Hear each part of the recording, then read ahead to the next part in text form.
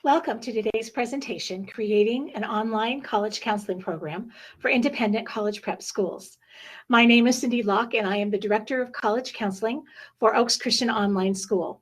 This is my 21st year as a college counselor. For the last 13 years, I've been with Oaks Christian School, the last 5.5 of those strictly with the online program. It's my privilege today to get a chance to share with you some insights that I have gleaned over the years, and hopefully you will find these helpful. Because we want this program to be pertinent to you, we're going to set up a time for questions at the end of the presentation. So make sure that you ask everything that comes to mind. And like I said, we want to make this as personal and as pertinent to what it is that you are doing in your program. So let's go ahead and begin. As you can see, there's going to be basically three things that we cover in the webinar. First is the philosophy and mission of Oaks Christian College Counseling Program. It's the what we do and the why we do it. The three functions of a college counselor. It's basically our job, I think, can be encompassed in three different things. And the result of the college application process for Oaks Christian online students. The philosophy and mission statement for the Oaks Christian College Counseling Department was developed in 2003, and we wanted to make sure that we had a basis by which we were operating, something that would reflect our beliefs and our priorities as to what is helpful and most important for students and their families as they go through this process. We make sure that this mission statement is published on all of our publications that we pass out to our families. Most of our college counseling programs are opened with the mission statement, not only to remind us counselors of what's most important, but to help our students and their families understand the priorities of our college counseling process. Having said that, let me share with you our philosophy and our mission statement, and that is to facilitate the successful navigation of the college preparation, exploration, and admissions process for students and families with deliberate focus on fulfilling God's plan to live a life of purpose. We don't talk about helping students to find a good college. What we would talk about is helping students find the right college. That is about finding the colleges that best fit them. It's an individual process. It's as individual as the student himself. And if done properly, it takes place over their 4-year high school career. It's what we refer to as the exploration of the process. And one of the things that's so important for parents and students to understand is that the college process is ever changing, that the colleges they themselves were a part of are completely different now. The process that they experienced is radically different from what their students will experience. It even varies from sibling to sibling. And so one of the things that we want to do is help them understand that if students are looking for a match, if they're looking for a fit, they're not going to get caught up in all of the anxiety that has to do with statistics. But they're not going to find just one perfect college that they get their heart set on. They're going to find a variety of colleges that they would be happy at. And that they could be successful at. And that's the main focus of what it is that we're trying to do, is we want students to be engaged in this process, but we want students to be able to find the colleges, and that's plural, colleges that are right for them. The functions of a college counselor are what I see as threefold. Our function as a college counselor is to educate, to advocate for our students, and to manage expectations. Probably the most important thing and probably the most time-consuming thing that we do in our college counseling program is the education piece. And it's not just educating our students, it's educating their families as well, because we see this as a whole family process. And the more successful the process, the more engaged the student and families are as a part of all of this. So one of the things that we want to make sure that we're doing is first and foremost, educating our students when it comes to the preparation for the college application process. And when we talk about preparation, that includes the classes that they take all 4 years. Are they meeting minimum requirements? Are they maximizing their skills and abilities in the classroom? What about the role that extracurricular activities play, and how can students use that as a part of their preparation process? All of those things that go into getting ready to actually put pen to paper, so to speak, on that college application is a long, involved process and takes all 4 years. The other thing that we want to educate them about is the types of colleges and universities. Did you realize that there are over 2,500 colleges and universities, four-year colleges and universities in the United States alone? And did you realize that 80% of those colleges and universities admit 70% of their applicants? And yet there's such a panic when it comes to the college application process. And the reason for that is our students tend to apply to the same 100 colleges. That has a lot to do with the whole fervor that rankings have placed over the past 15 years. It has to do with the fact that students just don't understand all of what is out there. So one of the things that we want to make sure that students understand is that colleges are unique and different, not just in terms of their location and their personality and what they offer, but there's different types of colleges, whether it's a research university or a liberal arts college, and what is the nuances and differences between those, and what kinds of colleges would best suit them. The other thing that we want to make sure that students and families are educated on is the cost of attending colleges, and the cost of attending college, and the financial aid and scholarship process. There are tools involved, and so many times parents will dismiss a college based on the price of attendance without understanding that very rarely does any student pay 100% of the cost of attendance, but there's financial aid available to them. There's tools available, the net price calculator that each college has to provide for families, tuition discount programs. For example, with Western states, it's the WUI program, and there's a lot of colleges that are a part of that. Also grants and scholarship opportunities and the whole process of financial aid. And so we want to make sure that students and parents have all of the information available so that they don't eliminate colleges that may end up being right for their student because of what their limited understanding is in terms of the cost of attending that college. We want to make sure that the students and parents understand the admission process in general, all of what's involved, all of the things that colleges are looking for when they're evaluating an application, the importance of essays and recommendations and all of those kinds of pieces that fit into the application process or the admission process in general, most important deadlines, and how important it is for students to meet those deadlines. But then also there's a whole different admissions process for students with special talents or special needs. How does a student become a recruited athlete? What about the student who is an artist or a performer? What about a student that has a very unique talent and ability? We had a student a couple of years ago who received a full ride scholarship in billiards. Certainly not your typical college athletic pursuit, and yet he was offered a full ride to attend Lindenwood University. So there's all kinds of things available for their students with special talents. And what about students that have special needs, whether it's a physical need or whether it's a learning difference? There are colleges that not only have fantastic programs available, but there's also colleges that specialize in students with special learning differences and helping those students become really successful. And finally, there's the college admissions testing and all the anxiety that is involved in that. We want our students to understand what part of the admission process that admissions testing is.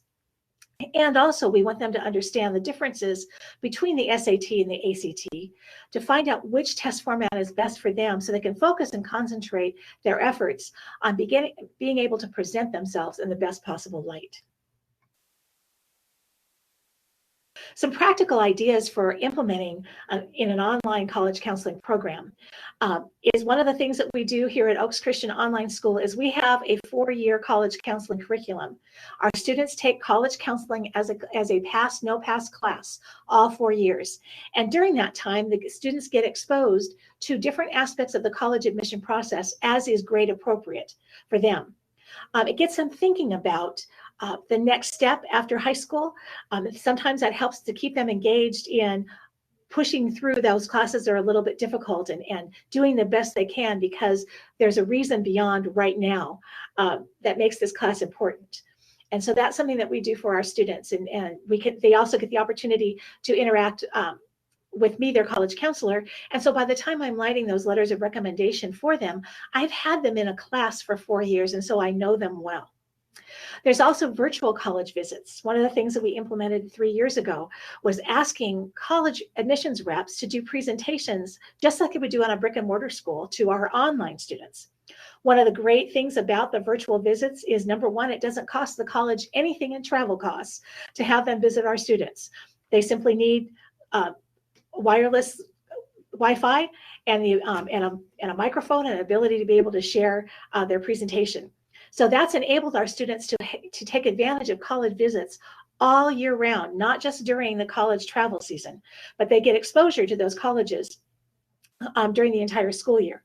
The other thing too is the reps like it because they can conduct a visit from anywhere in their office, if they're on the road, if they're at a Starbucks, they're able to take a time to visit our students.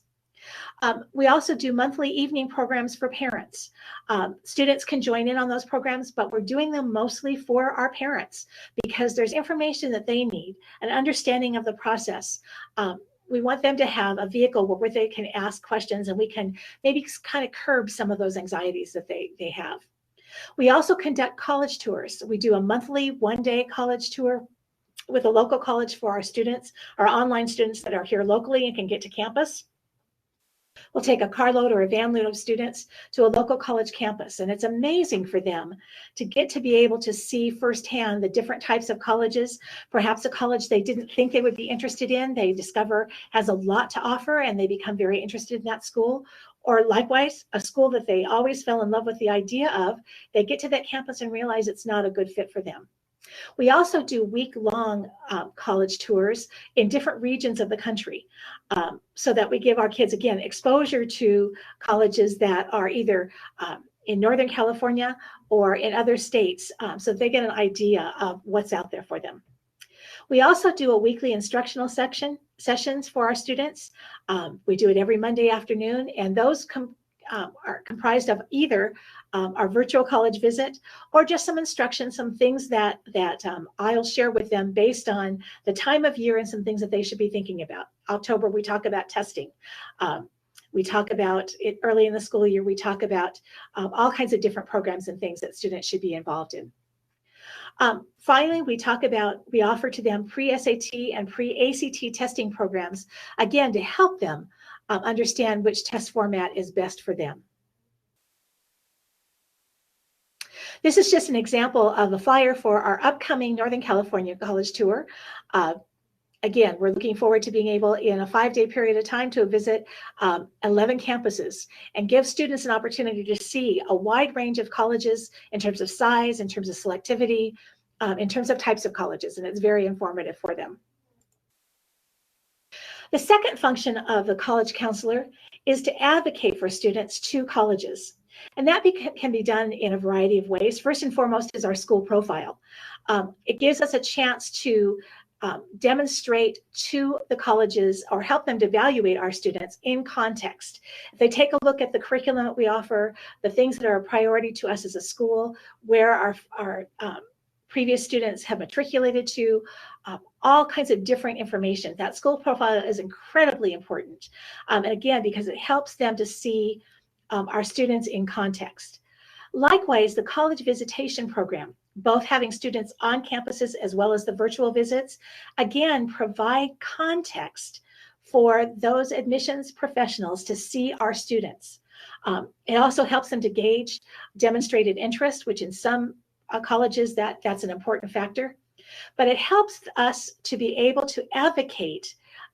Those college professional relationships help us to advocate for our students to these admissions professionals that we've established relationships with, whether it's because they've come and done a presentation on campus, whether we visited their campus, or just the opportunity to go and meet them with programs and stuff that they provide for us as counselors. Of course, letters of recommendation is the traditional way in which we advocate for our students. And just a real encouragement that we need to make those as personal and anecdotal as we possibly can. Again, helping to put our students in context in terms of where they fit into our school, but also to help them understand, the colleges understand their love of learning, their passions, their drives, their motivation, their work ethic, all of those things that go into making them a successful student. We need to make sure that we're including in our letters of recommendation. Also, what we do here at Oaks Christian is we do follow-up calls to the colleges. We'll start those the end of January, the first part of February, just checking in with the college admissions professionals that are reading our students' applications to make sure they have all of the information, to make sure that there's nothing missing in their file that we can perhaps provide for them. But also it gives us just an opportunity to advocate for them, to give a little context in terms of the student's real interest in attending that college, to answer any questions that might arise that the college admissions professional may not have the time to call and inquire about. Because they have us at the other end of the phone, they can ask a question and maybe give us the opportunity to clarify something that might be of concern on their application. And finally, I can't encourage enough professional development. A lot of times we as counselors look at that as it's for us. But the reality is that professional development opportunities are an opportunity for us to advocate for our students based on establishing relationships with other people that are in the profession. So yes, we learn how to do our jobs better. Yes, we do understand what colleges and universities are out there, so we can expose our students to those. But we also get to develop those relationships so that we can make a follow-up call, or if there's a need to provide a bridge between a college and a student, we can serve that as that because we've engaged with those people in a professional development setting. I can't encourage enough counselors to join the professional organizations, the national organization NACAC. For us here in the Western States, it's WACAC, or the Rocky Mountain Association, which is the RMACAC, or Pacific Northwest PNACAC. They're all throughout the country, and they provide great opportunities to interact with the people on the other side of the desk, as well as the people that are doing our job on a high school campus. So those are just ways that we can better advocate for our student. I know sometimes it feels like, well, if we're out of the office, we're not doing our job. But the reality is that it's important for us to provide context for admissions professionals when it comes to our school. That can be done here at the school, but it can also be done outside of the school at some of these professional development events. This is just an example of what our school profile looks like. And it's a front and back. It's one page, front and back, and it provides as much information as we can squeeze in there. We've got standardized testing. We have what courses are offered, all kinds of different things that give them a context for our school. And finally, perhaps the most delicate aspect of our job as college counselors is to manage expectations.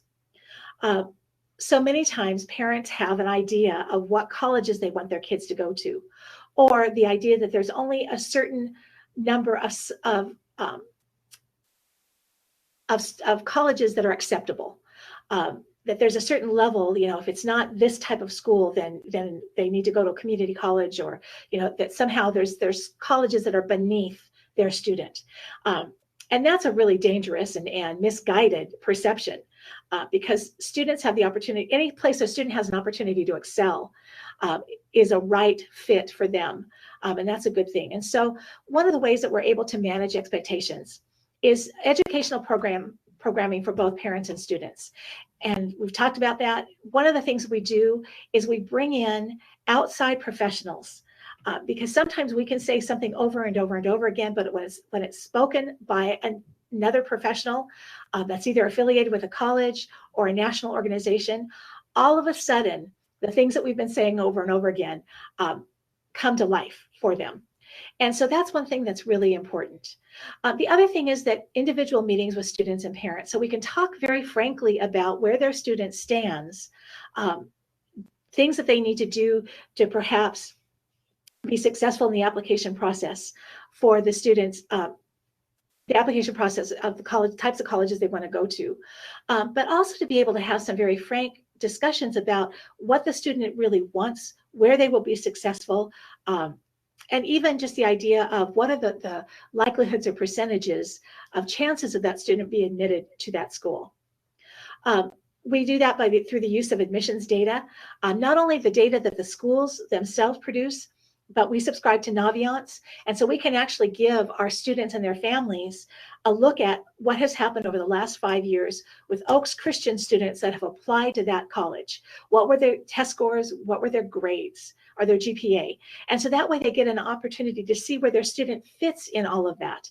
And it helps them, again, kind of manage those expectations and get a realistic point of view as to their students' chances. The other thing too, again, and I can't emphasize this enough, is that deliberate emphasis on fit as opposed to rankings and reputation. One of the things that has happened over the period of years, I mentioned it briefly, is the U.S. News and World Report national rankings that come out every year. So many times parents aren't even looking at the criteria of the rankings, which oftentimes have very little to do with a student's experience at that school. The other thing that families don't realize is the fact that those rankings, that data that goes into making those rankings are done by college professors, not the students. So the level of enjoyment, so to speak, or the quality of life of a student is not found in those rankings. There's other things that have gone into them, and they're very fine institutions. Not to say that they're not, but they're not the end all and be all of college for all the students. And so one of the things we want to get them is to kind of remove that ranking idea and look at what is a good fit for their students. Just briefly wanted to share with you the success of our students in the college matriculation process. This is a list of the colleges that our students have been admitted to. And this is graduating classes over the last 3 years. And we, as you can see, we've had a variety of schools. But one of the things that we're very, very proud of is that 100% of Oaks Christian online students have been admitted to college, and the vast majority to their first or second choice schools. A number of these students, a number of these colleges represent full ride scholarships to our students, or very substantial scholarships, whether it be for academics, athletics, or visual and the performing arts. All in all, we're very proud of our students and what they've been able to accomplish, both because they are graduating from a brand new school. Oaks Christian School was launched in the fall of 2011.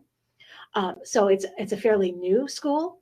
The second thing is that it's an online school. And so a lot of colleges haven't had a lot of experience with online high schools. And so we're very proud of the fact that it doesn't seem to have impaired our students' ability to be admitted to colleges and admitted to the colleges that they're excited about. So like I said, we're very, very proud of our students. Well, that concludes my presentation, and I would be perfectly willing to take questions at this time.